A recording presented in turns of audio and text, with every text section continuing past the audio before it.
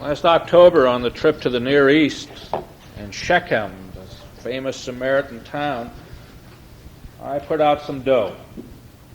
I'm not sure whether I spent it wisely or not, but this is supposed to be a clay lamp that dates from the time of King David. I'm not an expert on such things. The reason I put out the dough this time, and not normally, is I think it probably is. Tomorrow I'm having lunch with a friend who is an archaeologist and an expert, and he's going to look at it for me to see whether or not it is and make some recommendations about it. If it isn't, it's worth the money I spent for such a clever forgery. It is gorgeous. Now, why do I show it? Well, partly because for the junior highs, I brought a number of clay lamps and coins and things along to talk about the Bible and show how these were real people. And today we're going to redo something that I haven't done for 3 or 4 years. Take a good hard look in a little different kind of a sermon at the 23rd Psalm. Traditionally a Psalm of David. And if we might transpose ourselves back to the time of David, 1000 BC, 3,000 years ago, this is our touchstone. And we wave and we mark our magic lantern, and poof, traveled 5,000 miles, 3,000 years, and we're sitting in a quiet place listening to the Psalm of David. Now, in the pews there are your Bibles, and I hope that you may turn to one and find the 23rd Psalm, page 429, and follow along with me. And there should be some up here to share. Another one. The pagans at that end of the earth. Okay. 429. The Psalm of David, Psalm 23, is perhaps the most famous of all psalms. It's the psalm that everybody is at some time or another required to learn, to memorize, to work on. It's used, it's recited, it has a tremendous amount of background to it. And periodically I take it and work it through rather carefully, and I'm always amazed at how new things come to light. Most of you were not here at the time we did the 23rd Psalm before, so that you won't find too much repetition, obviously. And those of you who were here when we did it before will probably, like me, remember things and also see some new things. So in a different kind of a sermon, traveling back with him, we do not know whether this was the Psalm of David or not. It's traditionally that it was. The Lord is my shepherd. Whenever you find in the Old Testament the concept that the Lord is, you have to recognize that we are dealing with the name of God according to the Hebrew tradition.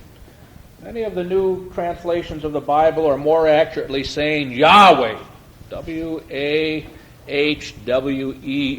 Yahweh, for there is no such thing as the Lord. God had a name in the biblical record.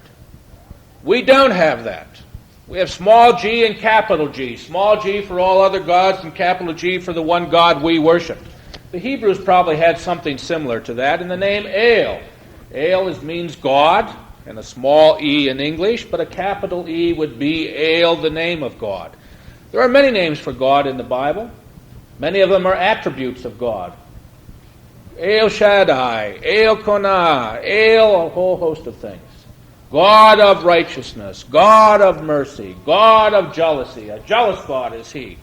But when God reveals Himself specifically to Moses in the Sinai desert, He gives Himself a name, and that name is Yahweh.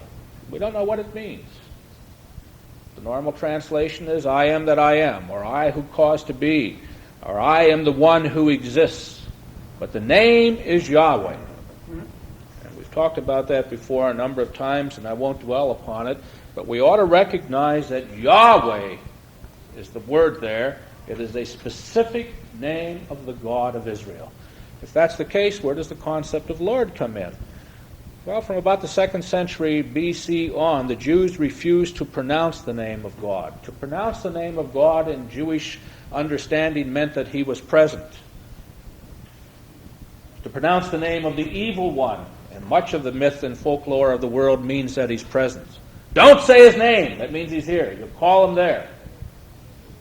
Consequently, because they were afraid that they might call upon God in vain and thereby break the commandments, they refused to pronounce his name. Today they do one of two things. They say Hashem, which is Hebrew for the name, or they say Adonai, which is my Lord. In ancient times, rather than say Yahweh, they would always say Adonai, my Lord. When the Christians took over the translation and began to work with the Bible, they didn't know what to do with Yahweh. And instead of just transliterating it from one script to another and calling it Yahweh, they took over the Hebrew concept of Lord and therefore translated Lord. The Lord is my shepherd strictly is Yahweh is my shepherd. I think a second thing that we ought to point out in that little phrase is extremely interesting because shepherds and shepherding are becoming more of a fascination for me. This is strictly not a noun. It's a participle. What does a participle mean over and above a noun? Well, a noun has all kinds of things. There are various kinds of nouns, but a participle noun is a noun which is active. And I think if we just read this as a shepherd, we have a vision of some poor individual sitting out a field watching his flocks. Nothing could be farther from the truth than the concept of the shepherd in the Near East. The shepherd is not a passive individual who sits on his haunches watching the flocks, but is an active individual who is responsible for his flocks. In ancient times, a shepherd had to bear the responsibility for every single one of his flock, and if one was to be lost, he had to pay for it out of his own salary, unless he could prove beyond a shadow of a doubt that it was killed by a wild animal. Much as 75 years ago, there was a lion spotted in the Near East. There were lions and bears there until civilization drove them out and caused them to die off and be exterminated. And if you could show and bring back the tattered ear or the tattered leg of one of the sheep, you would be able to prove that it was not your responsibility. The wild animals had gotten it, and therefore you didn't have to pay for it. Now, the idea of a shepherd as an active individual, I think, is significant when you talk about God. God is somebody who is actively involved in the relationship with his people. It is not a passive relationship, sitting back and saying, oh, wait until you come unto me, and then I'll give you rest. He seeks out his own. The New Testament utilizes throughout the picture of Jesus as the good shepherd, the one who reaches out to his people, the one who seeks out the 99 or the 100 that is lost, allowing the others to stay together, but going out and finding them. The picture of the New Testament in John is a picture of an individual who knows his sheep, and his sheep know him. You'll remember the story, which is not understandable unless you know something of the Near East. That the shepherd goes and he calls out to his sheep and they recognize his voice and they come out. What does that mean? Well, in the ancient Near East and even to this day, you'll find that all the sheep are put into a common pen for the keeping at night. Instead of having individual during the winter months or during the months when they're not out in the field, instead of having individual watchmen, which is not only costly but very difficult to do, all the sheep were brought together, penned together from all of the various flocks, and one individual watched over them at night. Then in the morning, how do you separate the sheep?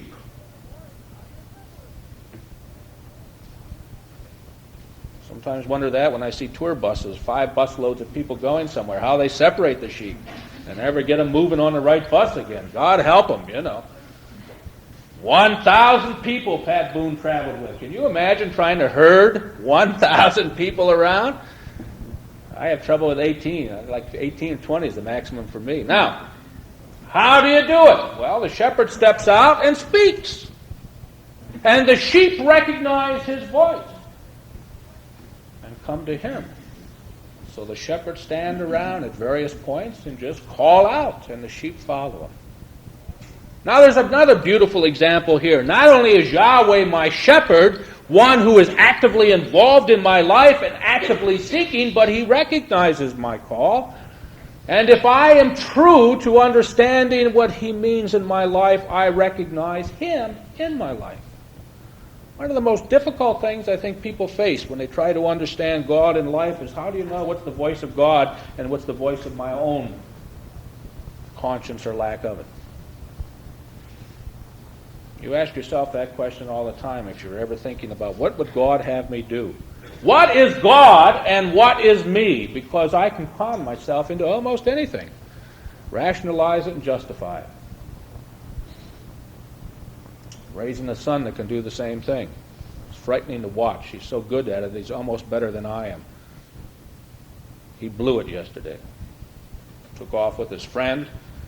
Not only when his mother had just gone to the store and said, now don't leave the yard, they broke into the house, friend's house, just to see if they could in case they ever had to, and then took off for the local shopping center where, lo and behold, they bumped into the mother who wasn't supposed to be there, crossing main streets and the whole bit. Well, fortunately, the nice thing about having two parents is sometimes things which are serious to one aren't serious to the other. I remember doing that kind of a thing, so I couldn't get too upset. Chris was a little more upset. She came down like the wrath of the shepherd upon this poor lamb, and he was led to the slaughter. Oh, Dad, it was such an experience. When I have children, I'll be able to teach them how to cross the street safely because I've done it. Mother, you've heard people say, I lost my mind. I don't know what made me do it. I just lost my mind. I just couldn't control myself. Well, these are all after facts. The truth of the matter is he never thought about it beforehand, and he's looking for all kinds of excuses. And he's got a good story, and it depends on what the story is, and he can bring tears to your eyes as he tells it. Because they're flowing out of his tears, and he was taking a bath last night, sobbing away, floating with his ears underwater so that he could shout at you, but he couldn't hear you shouting back. I walked in there, I almost drowned the kid. I'm going to baptize you, woo, kind of thing. Well, how does he know the voice of the Lord as opposed to that old kind of thing working within his mind? It's difficult. Practice, in a sense. The shepherd and the sheep get together, they spend time together, they talk together, and they follow. Sheep are not very nice. Sheep are dirty animals. They're dumb as can be. They have to be led to water and to food. They don't seek it out and find it themselves. And yet they're trusted. And maybe in that sense, there's a sense in which as we compare ourselves to God and try to understand God, no matter how clever, smart, and sharp we are much like sheep. In comparison to Him, we are not clean. We are not intelligent. We need to be led and guided. And we need to spend time hearing the voice. So Yahweh, my shepherd, actively participating in my life and working with me to improve it. Okay, I shall not want is a terrible translation because in American English today, want is something that you don't necessarily need, but you got to have. And there are an awful lot of people who still take that in that sense.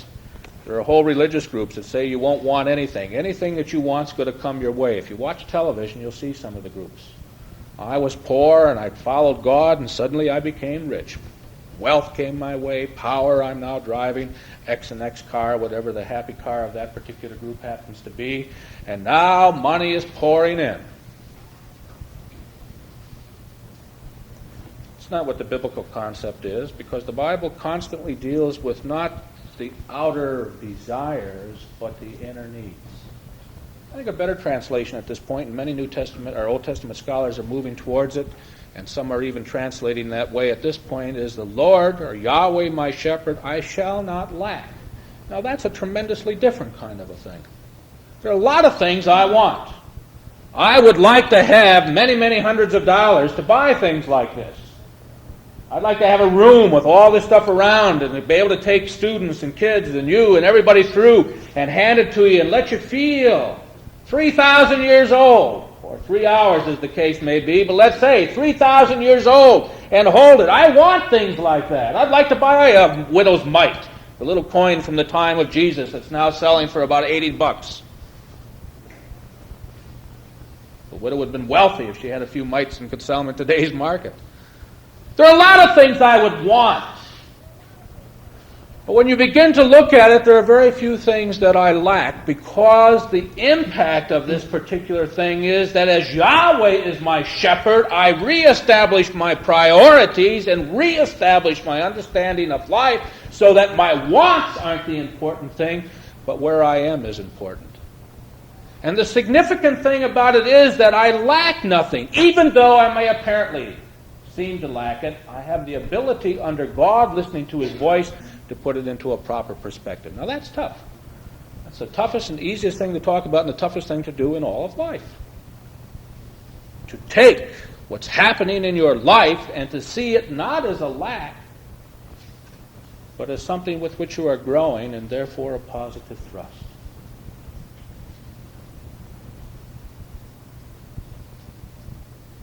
Now that's tough.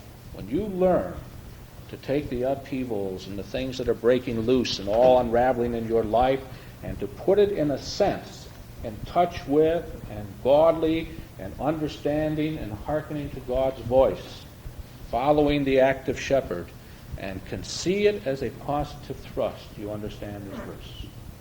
Yahweh, my active shepherd, compelling me in certain directions. There is no lack. I still may have my own needs and desires and wants, but I lack nothing. I am complete. And that's what peace is, as we've talked about. The wholeness, the completeness, the oneness of mind, body, and spirit. Okay. If at any point anything doesn't make sense or you got something to throw in, shout out. He maketh me lie down in green pastures. There are a lot of things that we can say at that particular point. Causes me to crouch down, but I don't think we understand green pastures in the Near Eastern mind unless you've been there. I'm reading, by the way, one of the most fascinating books in D and the Mannings. You ought to read it. Mark Twain's The Innocents Abroad. It's a travel published first in 1869 of Mark Twain taking a trip through Europe, which is fun, and then into the Near East. You have never in your life seen the Near East except through his eyes, and you suddenly recognize that you did see it. He has a whole different concept because he's dealing with the Near East not out of the modern mechanized air-conditioned bus that's traveling at 50 and 60 miles an hour, but from the back of an old broken-down mule. We drove in a matter of 2 or 3 hours from Jerusalem up to northern Galilee, Capernaum, all in one day. He's sitting in the Capernaum, the village of Capernaum, and saying it's several days' journey to Jerusalem. How did Jesus move back and forth so often? It's a several days' journey. It is. It's 120 miles. On foot, at least 5 days. And probably more, because you don't normally make 25 miles a day. Fascinating kind of a thing. He talks about going through, doesn't even mention the psalm, going through Syria, the wilderness, the desert, the complete lack of anything green for mile after mile after mile, and suddenly hitting northern Galilee, and there are green fields.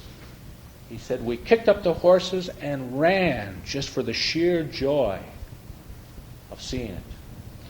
Now, when you look at this particular psalm, you have to understand that as you move through life and the wilderness, God ultimately causes you to lie down in the green pastures. You come out of the desert, you come out of the wilderness, you come out of the area where there's no water for mile after mile after mile after mile after mile, and suddenly you hit for the first time greenness. And it shocks you. It takes your breath away.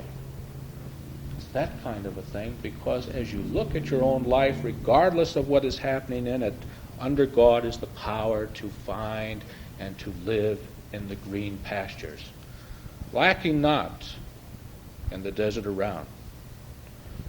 He leads me beside the still waters, he restoreth my soul. That's difficult. Quiet waters, the waters, tranquil waters. Out of the storms of life comes suddenly an opportunity to sit down in the peace and the quiet. I think of life not so much as being storm on one hand and peace and quiet on the other hand, but as being a tornado with an eye. Inside the eye of the hurricane, inside the eye of the hurricane is quiet, even though you recognize the storms are going on around us, and that if you want to move, you may have to take the chance of getting into the storm. I don't know whether that's helpful to you or not, but it is to me. My life at times is tranquil and peaceful because I recognize that under God, with God as my shepherd, I can do anything, and I can even move through the storm.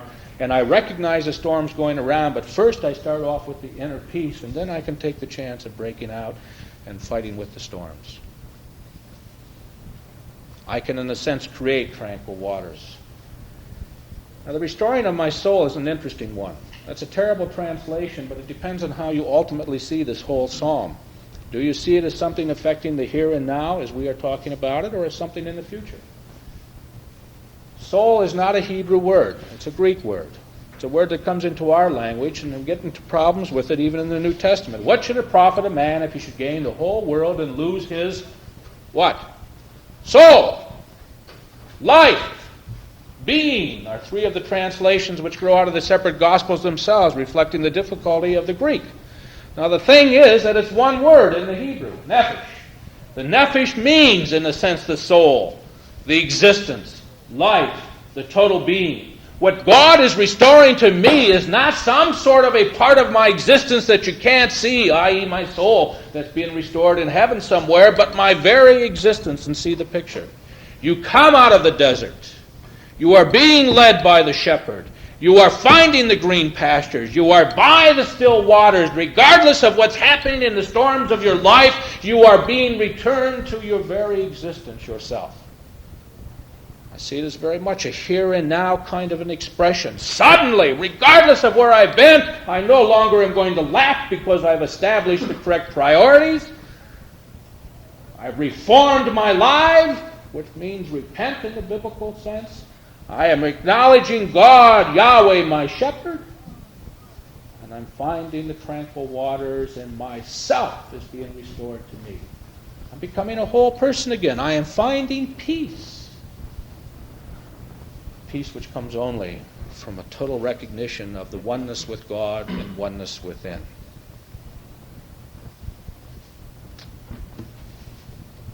Because he asked me if I was going to cover the whole psalm, and I said, oh yeah, probably twice through, and I haven't even got through the first 3 verses yet. In modern usage, is that the soul? Right. He leads me in the paths of righteousness for his name's sake. It's probably all the farther we get today, but that's all right. We may do chapter 2 the next time through. He leads me in the paths of righteousness. What does that mean? Spent some time working on this over the week and trying to figure it out, and I think there are 2 or 3 things that we can say. I don't like the word paths. Paths are sort of wandering kinds of things. What they mean here are ruts, grooves. I had a chance to visit in October for the first time Jerish, one of the ancient Roman ruins. Absolutely gorgeous room. Fascinating. You go down these sort of cobblestone streets, and there you find a manhole cover. They had a beautiful system for draining off the rain down underneath, and the manhole's still there, and it's still working, the system. But the thing that catches your eyes as you're standing there along this long colonnade with the Roman columns on both sides, leading to the amphitheater and finally up to the temple and all of that, is in the solid rock are grooves. Cut right into the rock. I asked our guide, Abraham, I said, what are those grooves? He said, those are the wagon and chariot grooves from ancient times. Now, we've just gotten through a winter. It wasn't an easy winter, but in many ways it was easier than last winter. We didn't have quite as much snow at any one time. But you've been up and down the roads, and you know exactly what it is. The first car through cuts a track. Second car through follows that track, and by the time the thing goes on, everybody's in the same track. Even if that track, as it is in the house across from us, is across their front lawn, because the road curves funny, and people don't know it, and they cut across this way. Then it rains a little bit and gets hard, and you get caught in the track, and another car is coming the other way in the same track, and you both are sitting there saying, how am I going to get out of this track? Right? Because as it gets cut deeper and then gets icy, you can turn the wheels and do anything you want, and you just keep plowing right straight on ahead. Now, in a sense, that's what they're talking about here. The word itself literally is wagon tracks rather than paths. It's the deep-cut grooves coming down. And the implication is that as you are moving along, you get yourself not in a rut, which is a bad word in English, but it means that, so much in a rut that when you are dealing with life, you react in a righteous manner because that is your what? Precisely. It's your habit. You can't do anything else. You're caught in it. You see one of the problems that we have, and you recognize it in your own life over and over again, is that you do want to make decisions on a moral basis, but only in specific cases. We've been talking for months now about the whole idea of living a moral life and how you approach it, and various principles and understanding of time and a whole host of other things, which means that you have to continually practice so that when a crisis comes, you know how to handle it. Not that you have to stop and think about it, but you're on such a rut of righteousness that you can't do anything else but. That's what the implication is here. I've used it over and over again, but I hope you'll forgive me if I say it this time. When you're learning to drive a car, you don't learn to hit the brakes after you've learned to drive 70 miles an hour. It's the first thing you learn. You get to the point where you hit the brakes automatically. You never stop and say, no, I ought to be stopping. What was the rule for stopping at this point, and how do I stop?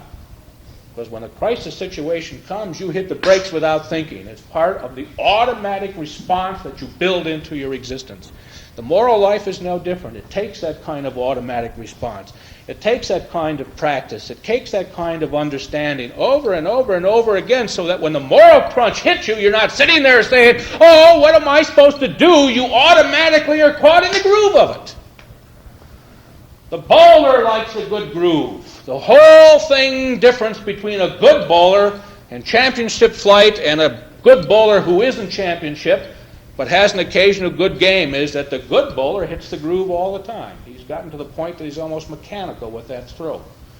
A good golfer, the difference between Jack Nicklaus and Bill Borglund, aside from 20 strokes, and the 20 strokes are due to one thing. Jack Nicklaus hits the groove. He's got the swing, and you talk about it, and you talk about it, and you practice, and you get out there and you just keep hitting it, you know. Those of you who are golfers know that you never hit your irons and your woods the same way, which is why most people hit either a good iron or a good wood, but they don't hit them both. It's two totally different swings. And you get the groove for your woods, and you're out there one day grooving it, driving that ball straight down the middle of your 225 yards and can't hit an iron at all. Why? Because it's a different groove. Now what you've got to do is you get into it. You get to the point where it's automatic. You don't stop and think. The worst thing you can do is try to teach somebody else how to play golf. I used to do that. I could sit up there and hit the ball all day, had control, knew exactly what I was doing until I tried to teach somebody else. And then to twist their hand, I was twisting, dropping shoulders, hitting the ground, doing everything else. My game went absolutely to pot because I was so conscious of what I was saying to help them to get their groove that I was overdoing it myself, and I lost the natural kind of a feeling. Well, He leads me in the grooves, the ruts of righteousness. That is, He teaches me in such a way that as I go down through life, I'm caught in the righteous ways because of Him. For His name's sake. We've entered into the philosophical discussion down through the ages that God doesn't need anything. That is not biblical. That is not biblical at all. It has nothing to do with the Bible. We've entered into a philosophical discussion that God is complete within Himself and doesn't have any responsibilities. He just does things of His own free will. That's not true.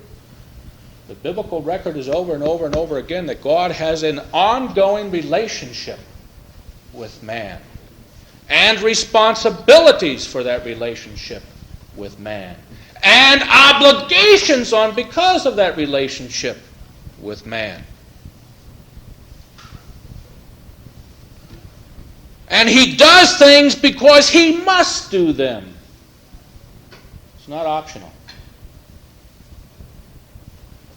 Now, with all of our talk of freedom, I think there's a point where we ought to stop doing a little talking about freedom and start dealing and talking about the responsibility. God has responsibilities towards us, and He has promised. We'll see it next week when we talk about kindness, mercy, loving kindness, whatever that word means.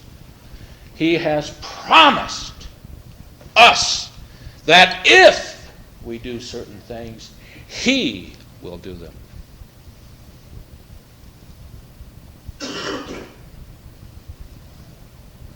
Yahweh, my shepherd, I shall not lack, causes me to crouch down in the lush green pastures. leads me beside the tranquil waters, returns my existence, my soul, my very being unto me. He leads me in the paths of righteousness, the ruts of righteousness, for the sake of his name.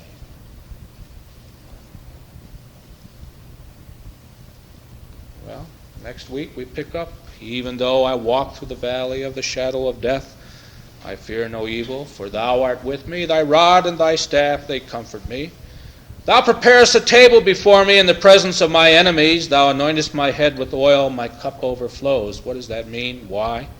Surely goodness and hesed, mercy, loving kindness, covenant love, responsibility, obligation, all words that could be used there, shall follow me all the days of my life, and I shall dwell in the house of the Lord forever.